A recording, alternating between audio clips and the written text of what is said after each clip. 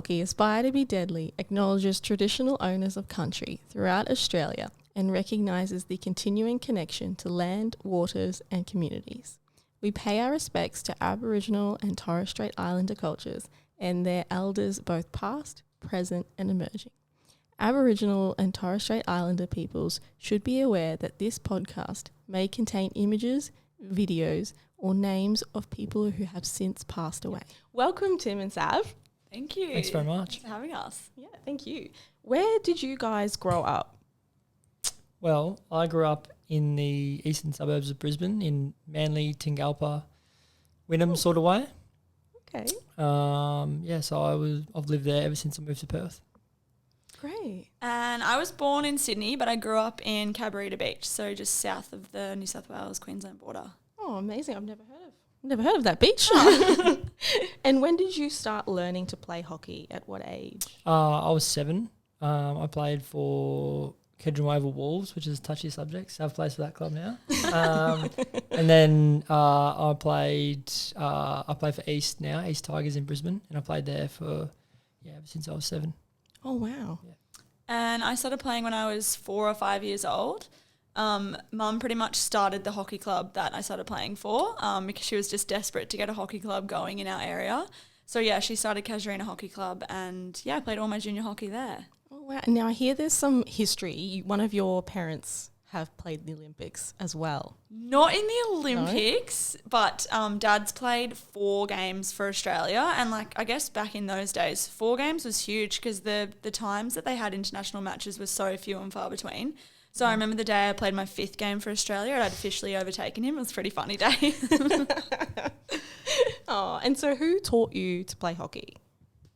My parents and grandparents taught me how to play. Yep. So my stepdad, mum and grandparents were really big for me when I was young. Yeah. And did you have a special coach that you had throughout your whole sort of growing up as well? Or? My stepdad was pretty big in that. So he coached me from probably when I was about 7 until I was 13. And I think sort of around that time it was probably I stopped listening to him, I think, just because I'd had him for so long and it's kind of time for someone else to influence me. But, he was pretty good during that period of time, yeah. Yeah. And yourself, Sav? I think, similar. It was my parents because they had the strong hockey history for them. They both got me involved. And then it got to a point where my sister and I were both playing in all similar teams. So Mum was like, oh, well, I'll just coach you anyway then. So she was, our coach for a lot of our junior stuff. That's so good. It really goes generations down, doesn't it? Yeah, totally. Yeah. Such a family sport. Yeah, definitely. I see it here in the clubs and through the generations as well. Yeah. So when did you realise that you were starting to become very successful with your hockey career? Well, I think I made a lot of sort of underage Queensland teams, like under 12s, 13s, 15s and under 18s. And I think I had a pretty big growth period between 15 to 18. And I think that sort of period, towards the end of that, I really sort of started to think, I could actually make a bit of a career out of this. And I was kind of getting recognised within Australia in the national championships and stuff like that. I got to play with the tournament. So it was about then that I thought, I actually really want to make this a career for me. So, about then, I reckon. And yourself? I'm not really sure when I first, thought about that. I think, similar to Tim, I made a lot of junior Queensland teams. I was very fortunate that, I didn't miss out on many sort of state teams coming through the 13s, 15s and 18s. It was probably about that 18, 19 age when I first started to watch the Australian teams play live, and I sort of thought, wow, that's really very much what I want to do. It was just so inspiring and I'll never forget it. And then I just think from there on, I just started to take it so much more seriously and want it a whole lot more that, the success just sort of came with that. Yeah. And both your sisters play, is that right? Yeah, both, so Maddie is the one that's 18 months younger than me. She went to the Olympics with me as well. And then the youngest one, Kendra, is 19, I think, possibly 20 actually. I think she's 20. She plays as well. So it's really fun playing with them and training with them. Oh, and do you have siblings too, Tim? I do, yeah. I've got 3 younger sisters. Yep. Charlotte, the oldest one, is in the Brisbane Lions Academy, the under-19s, which is pretty cool for her. Oh, wow. So she's got aspirations to play for AFLW. Oh, wow. And my youngest 2 sisters used to play hockey, but one's more into school and is quite smart. and the other is into dance and singing and stuff like that. So I've kind of shied away from sport a little bit. Yep. Fair enough. Yeah. Who would you say has been the biggest impact on your hockey career? Definitely early days, my stepdad was like massive, as I was saying before, probably up until I was 14 or 15. And then I just kind of had a few coaches during that period. A guy from Rockhampton, Aaron Harmsworth, was pretty big. And then once I started training with the QIS, the Queensland Academy of Sport, down in Brisbane, Matt Wells has been a big rock for me, even to now, even since I moved to Perth 4 or 5 years ago. I still speak to him quite regularly, and he's been absolutely huge for me. So it's good to reflect sometimes as well how our relationships changed a lot. At the start, I was probably a little brat and a little shit, if I can say that, when I was 18 or 19 years old. And then now sort of I get to have more of a conversation with him about where I think my hockey's going and where I think the game's going sometimes at training and stuff like that. So he's been really good for me. Yeah. I think for me, early days I would have said mum and dad, and that's because they used to always they would push me, but not in a way where it was forced that I had to keep playing the hockey. It was more like, well, hang up the stick if you want, or you don't have to go for a run, and they'd sort of push me in that way, and that's what helped me realise, oh wow, like I do want to really play at a high level with this stuff. And then, similar to Tim, my QAS coach was Des King for about 5 or 6 years. And, I think there's some people that you meet in your hockey career and you just never forget them because they just have such an impact on you. And for me, that was Des. He was just inspirational every single day you saw him at training. He always had a new line or a new, like a moment that he would remember in the history of hockey that would sort of have some association to you and where you were at with yours. And he's just phenomenal, and technically he's phenomenal with his knowledge of hockey and stuff like that. So I think, people like that are very rare. Yeah. So I was very, very lucky to have had him. Yeah. Oh, definitely. Where is he now? He's actually moved to WA. He's got a role with Hockey WA. But all of us Queensland girls, actually most of the Australian team, I'm sure, would love to have him involved with the Hockeyroos in some capacity. So, yeah. Well, if he's listening. So. Yeah, I know. Shout out. He is doing you a favour, though. He won't coach the WA girls. Yeah, he's only doing the boys, which is pretty good. He has said that, Oh, wow. Now, on the way of training and fitness, how much does it require from you guys? Do you want me to go? Yeah, you go. Yeah. I mean, I think it depends. Like, some people are so naturally gifted and some have to work that little bit harder. So it just depends, like, how much you're willing to work to better yourself. And I think I've only really learnt that in the last, 2 years, which is pretty scary because I've been playing for Australia since 2015. But, I just think you don't know how hard you can push yourself until you give it a go. We obviously have a base level of training and fitness and strength stuff that we have to uphold. But, I think there's so many different things that we do to keep fit or better ourselves and stuff like that. So lots of hard work goes into it behind the scenes. Yeah. Oh, wow. That's incredible. So it's like a whole week schedule. Yeah. Yeah. Kind of everything in our lives sort of revolves around like training or going to bed, nutrition, all that kind of stuff revolves around what we've got on the next day or the next week or the next month leading up to, for instance, the tournament or something like that. So, I'd say a lot of our weeks and time is spent preparing for stuff like that. Yeah. Gosh, how do you find time to study and work, or you just don't do any of that? Or well, I was like, how does this work?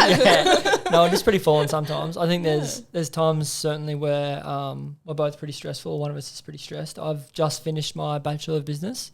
Congratulations. Thank you. Majoring in marketing and finance. I finished that just before the Olympics, and I'm very glad I finished it. It's pretty cool to not have anything on at the moment, just sort of see where things take me. But that's not without stress. It was a very, very stressful time before the Olympics up until I had my last submission. But, it just takes so much sort of time management or, in your downtime, you basically have to do some study or something like that. Otherwise, you just get caught up in hockey, I think. Otherwise, for 24 hours a day, 7 days a week, you're just thinking about hockey, and when you leave hockey, you're not really switching off, which I think is really important. So, it's also a tool for high performance, I would say, to have something else outside of hockey.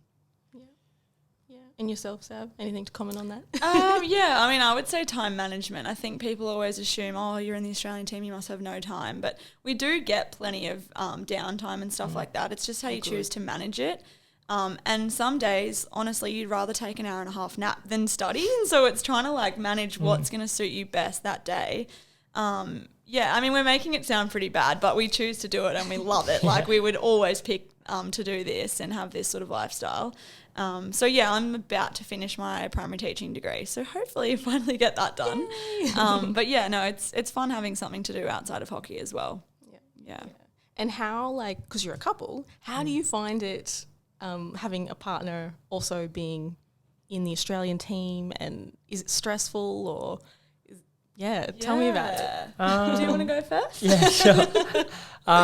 Well, we do have a bit of a way of debriefing games sometimes. We have like separate hats. So we talk about the debrief in terms of hats. So we have 6 hats. So one might be like skill, physical, mental, the analytical side of the game and so on. And sometimes when we want to talk about hockey, we talk about like taking our relationship hat off and putting our coach hat on, which is pretty funny when that happens. So you know that it's coming from a place of love, because that's also so important when we're talking about feedback and being in sort of that high performance environment.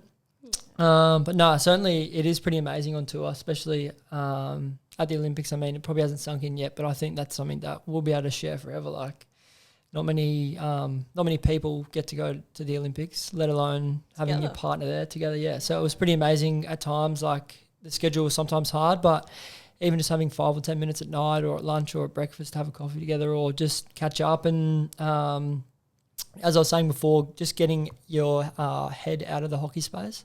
I think it's really good. Yes, well, my take on things now.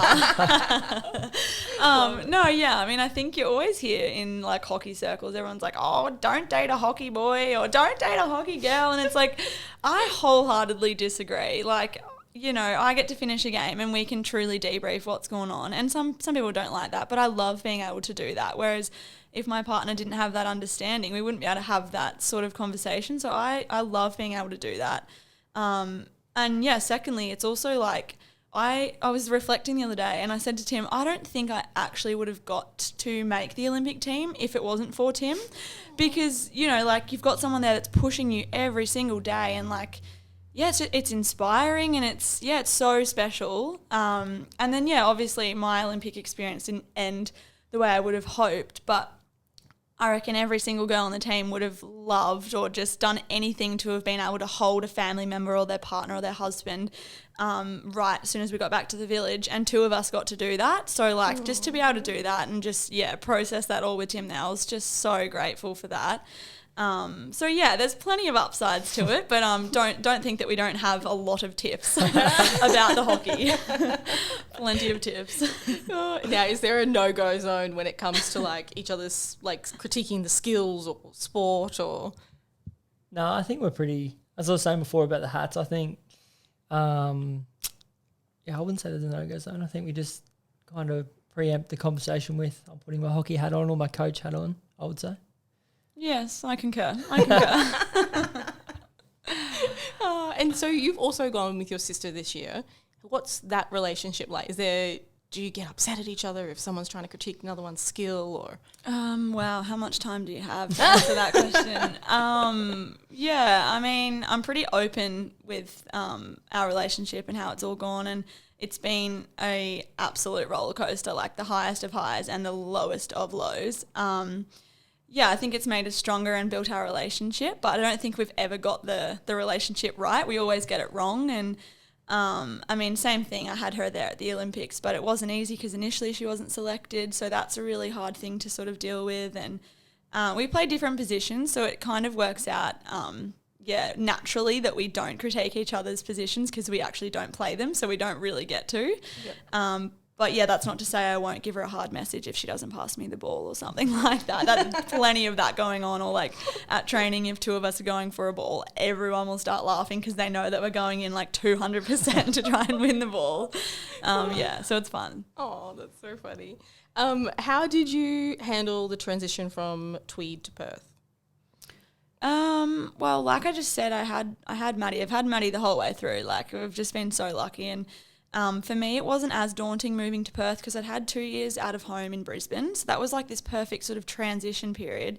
But for Maddie, she hadn't lived out of home truly yet by herself. So it was really tough because I was sort of trying to support her. She didn't have her license yet. She hadn't lived out of home yet. So she had to grow up really quickly. And then I was also trying to do my own thing in Perth but look after her. And so, yeah, it's tricky. And it's not like you can pop home like in a half an hour drive or whatever. Like, it's 5.5 hours across the country, and it's expensive to fly home, and you're a long way from your loved ones. Yeah, that's not to say Perth isn't a beautiful part of the world, but yeah, it's really tough going from that 18, 19 age group straight over to the other side of the country in a high performance program. So now I've got a much deeper appreciation for it all, and I'm a bit more grown up, so it's all good. But yeah, it was a little bit tough first moving. Yeah. I think that the age group from leaving school to 23 is such a tough age group that nobody talks about. Totally. And we all realize it, but yeah, no, it's not often talked about, no. Yeah, exactly. Where's your favourite place you both have travelled for sport? I love going to Europe. I love the hockey culture over there. They do it so well in Holland. They always have massive crowds and really nice stadiums, and they also have big parties after, so that's always fun. So I particularly love going to Europe, but I also loved going to Argentina in 2019. Wasn't exactly what I expected, but I've always sort of dreamt of going to South America and seeing what it was about, and it's such a culture difference from here in Australia and Europe as well. So, I really enjoyed that experience as well. That's really lucky. Similar to me. I think anyone that's played international hockey would say those two places. Holland, they're just incredible, and Argentina is you play there and it's just the most unforgettable experience every single time. I remember we played there in 2019 and we were just walking out to the dugouts to start our warm-up, and the ground was shaking because the Argentinians were jumping up and down on the grandstands. They're just such passionate hockey people. Hockey country, really, yeah. So it's just, and we don't really get that in Australia, so it's really cool to be able to do that overseas, yeah. Oh, wow. And you've met Millie, our Millie. She's from Argentina. Yeah, she's from Argentina, yes. She would have played with a lot of the girls probably. Yeah, probably against them, yeah. Yeah. We had another Millie, just to confuse things. We had another Millie, and she's also from Argentina. Oh, 2 Millies. Yeah. And she knew a few people, actually, that got selected for the Australian team. Cool. Oh, wow. Yeah. Right. Oh, there you go. It shows you it's a small world. Yeah. Very much. Yeah. So do you have a description of what it's like to be in a high performance environment? I would a lot of the time it gets spoken about like a pressure cooker. I think it's different for a lot of people, but sometimes when it's going well, it goes really well for some people, and when it goes poorly, sometimes it goes really poorly, and people really dig a big hole for themselves, or mentally it gets quite tough. I think for me, reflecting back on my sort of journey, from probably 19 or 20, I always wanted to move to Perth. So I kind of just accepted that that's what it was going to take for me to play for Australia. And it wasn't until I missed out on the Com Games in 2019 that it really sort of struck home about how far away from home I was, that I was living out of home. All my mates were playing on the Gold Coast, which was kind of going to be home Com Games for me. So, yeah, I think it can be really good. It can be really bad.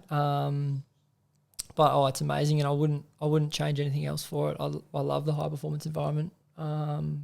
You just better yourself as a person, an athlete, and basically everything about yourself is sort of my opinion of it. So I love it.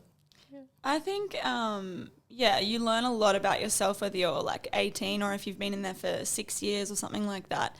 But I think the things that I've learned, because it is a massive selection and a pressure cooker, like Tim said, but every single day that you go to training, you're not just going to training to get better. It's actually a selection. So you can't take any sort of training session lightly because you're being watched for selection every time you take the field. So that's a very much pressure environment. But I think you learn a lot about yourself, and you've got to be okay with making mistakes or stuff like that, and you've got to be really quick to sort of forget those sorts of things, or have a really mental strength about you as well, to be able to just keep thriving or keep pushing or getting better instead of getting down on yourself. So yeah, lots of really key lessons that I think we've learned from being in those high performance environments. Yeah. Definitely. And how do you handle the selection and non-selection process, and like also with your sister, Maddie? Yeah. Do you want to go first? Or do you want me to? Yeah, I can go first. I can probably only really speak for me. Obviously. I can't speak for the family thing. Non-selection, selection. It's pretty. The group always gets pretty nervous around a selection point because I think there's kind of like three phases. Like when you're an athlete, like you're either cemented and you're in, and then you're like you might be on the fence, so you might be going up against a few guys, and there's obviously people that probably know they're not going to make it, kind of thing. If we're talking about the Olympics as well. And for me, I missed out on a big one in Com Games in 2019. So at that point, for a non-selection for me, I really just wanted to work as hard as I could and do as much as I can to never sort of have that feeling again, if that makes sense. Like, I found it really tough mentally and just a tough point in my life, I would say. I sort of tried to promise myself that I wasn't going to let it happen again for myself. And selection-wise, I think it's always important to celebrate your selections, no matter whether it's something minor or something major. I think it's so important. So much hard work, sweat, tears sometimes goes into a selection. Can imagine. And having been in high performance now for 5 or 6 years, it's so important to celebrate your selections because you never know when it's going to be your last one. Yeah. So, yeah. Yes, non-selection and selection. I feel like, you might not know this, Steph, but I can talk about both sides of this. I've got so many stories because that's just been like the story of my career pretty much. It's really tough. I think non-selection, like Tim said, it makes you realise how badly you want it because you can go, oh, well, that's it for me then, or throw in the towel, or you can treat selection as, I'm not safe, I still need to keep working. It's a really tricky thing. We both opened our Olympic emails together, which was pretty cool, apart from the fact that I opened the Olympic one and Maddie's name wasn't on that. So that was really tricky as well. Then I've had to open emails where my name wasn't on the list, and that's been really, really hard, and that's been even more tough because Tim and Maddie's names were on the list. So just trying to balance the whole bittersweet journey of it all and trying to be happy for them but then know that they're sad for me, and you can't truly be happy when you know that someone else is really devastated. It's always lessons, and I always think I've said to so many kids this last couple of months, like it's just a test from the universe and you just have to work out why and what you're going to do with it because you have a choice with how you respond. That's what we've learned through non-selections and selections. Yeah. Oh, and so what would be an example of something you've learnt about yourselves in the last year? In the last year, I'd say, I firstly learnt how badly I wanted to get back into the Australian squad and the Australian team. But secondly, I'd say I've learnt that everyone's journey is really different. So you just can't compare yourselves. And I know, like, as females, we do it a lot. But I've just learnt that I can't, and I like to say to myself, like, just stay in your own lane, focus on your journey, focus on you, and everyone else is going to be different, and the outcome might be the same, but the journey is more important, and, that's what's helped you get there. For me, I think, the power of believing in yourself and also just the strength of having good mental health and that kind of thing. I think in the last year I've come a long way with journaling and really trying to unpack feelings and stuff like that. And we've done a bit of a process for the last couple of years where we've written a word on a rock, which has kind of been a bit of a grounding tool for us. So mine this year or in the past year has been enough. So I am enough, I'm good enough. I've done enough, like that real belief aspect. So for me, that's been something that I've learned in the last sort of year or so, that no matter what's going on, you got to believe in yourself. So that certainly goes for anyone, I would say. Yeah. Oh, wow. Okay, so can I ask, do you have any interests outside of hockey? Do you like gardening or video gaming or swimming? I'm a gardener. I could answer Tim's. Yeah. I could tell you what he's going to say. Plenty of golf. Oh, yes. I used to play golf too. Did you? Yeah. Oh, Oh, do your games go for 9 hours, or that's just Tim's games? Yeah, maybe. Yeah, maybe a bit of this too. Yeah, I know, classic. Yeah, I'll be home at 5. Oh, it's 8:30. That's weird. a little bit of that. Sometimes we play 27 or 36 hours. 36 hours. Yeah, a lot of golf in Perth and in Brisbane as well. I love drinking coffee. Love my coffees. And a little bit of gaming here and there. Yep. Go through some big phases of some FIFA? long hours. Yeah, some long FIFA hours. Doing some hard work there with your FIFA, haven't you? Especially during COVID times, once the Olympics was postponed a year, I think. Wow. Spent a lot of time on the computer, on the PlayStation. Yeah, I don't know. What else? For you or me? Yeah. I'm not sure. That's plenty. Love going to the beach. I love going to the beach. Tim's trying to surf. Trying to teach him how to surf.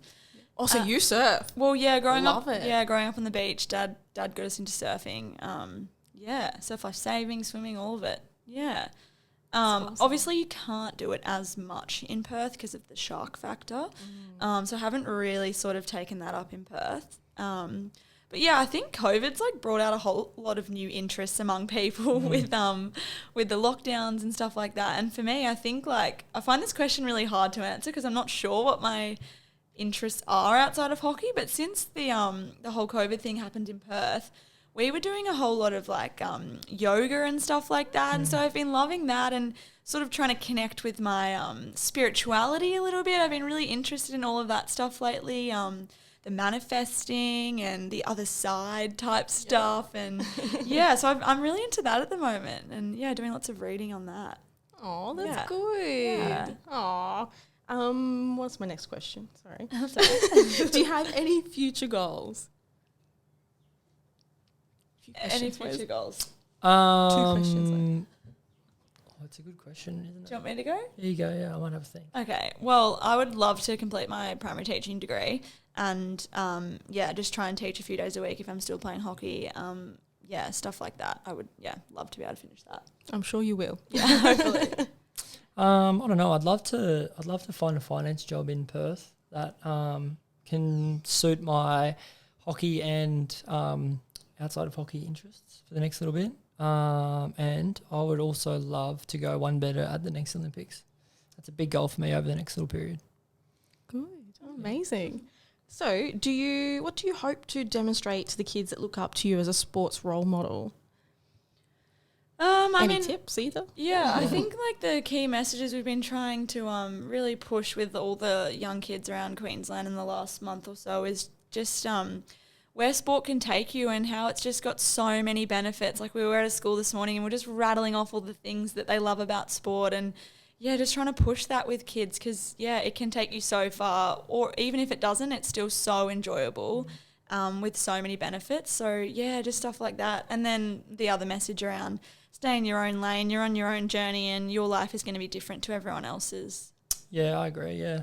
Some hockey stuff as well about like what we particularly train in Perth, so a lot of basic skills and just enjoying the game for what it is really. I'd really second the message about those lessons that hockey can give you that, can apply to life, like the resilience message and persevering and just sticking at it for as long as possible. I think they're really big messages for anyone. Amazing. Last of all, where can your fans find you on social media? Well, Tim's working on his social media game at the moment, aren't you? It's not that strong. It's getting stronger. It's getting stronger. Getting more of a presence. Yeah. Getting more active. It needs to hit the gym. Yeah, it does need to get hit a bit the gym. bigger. Yeah. Wait, do you just mean like our social media names? Yeah, and if you've got a clinic or a special brand. Oh, yeah. Okay. We've just started and sort of named our clinics How It Started clinics. Amazing. So, that's what we've been doing post-Olympics. We're not sure if we'll keep doing it in the years to come or how it will work. But, that's what we've been doing and that's the name of it. And, we've been loving it. Oh, I've been loving it. Yeah. Good. Amazing. At Sav Fitzpatrick on Instagram. Yes, that is my Instagram. and Triple T Howard on Instagram. Love it. Don't have high hopes, though. Well, good luck with the Instagram and good luck to both of you with your future adventures. Thank you you. very Thanks, much. Steph. Thanks for having us. Thank you.